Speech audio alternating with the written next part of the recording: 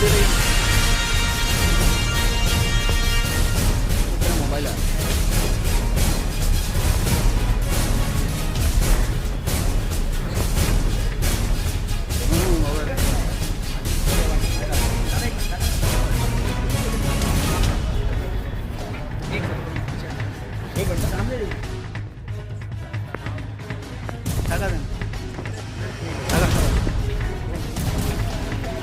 अरे यार रेहान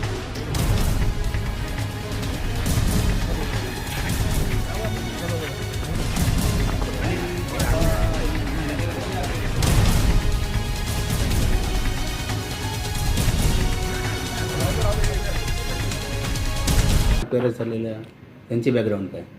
आज आपण 2 आरोपींना अटक केलेली आहे. याच्यामध्ये महेश म्हात्रे आणि मयूर म्हात्रे असे 2 जण आहेत. हे या गुन्ह्यामध्ये प्रत्यक्ष सामील होऊन गुन्ह्याला करण्यामध्ये यांचा प्रत्यक्ष हातभार आहे.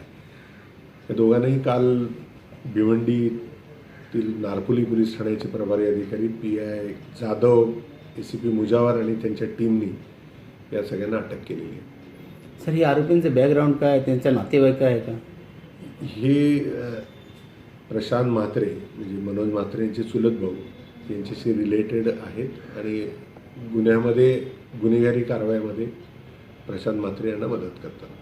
सर, याच्यात टोटल किती आरोपी आणि काय कलमात आणण्यात झालेलं आहे? प्रथमदर्शनी याच्यामध्ये 7 आरोपींवरती गुन्हा दाखल करण्यात आलेला आहे आणि आणखीन आरोपी निष्पन्न होतील. याच्यामध्ये IPC 302 आणि आर्म्स ॲक्ट म्हणजे भारतीय हत्यार कायदा या अन्वये गुन्हे दाखल आहेत. हे दोन्ही आरोपीचं त्यांचं नाव काय आणि किती दिवसाचे PC मिळालेले? या दोघांचं नाव प्रशांत, महेश आणि मयूर म्हात्रे असं आहे.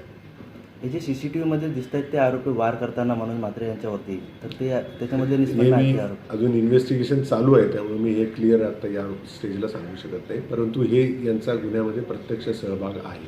बाकीच्या आरोपींना लवकरात लवकर अटक करणार.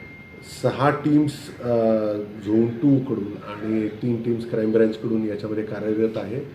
मोठ्या प्रमाणावरती तपास आणि शोध कार्य चालू आहे, अजूनही चालू आहे. सगळे आरोपी अटक होईपर्यंत हे चालू आहे.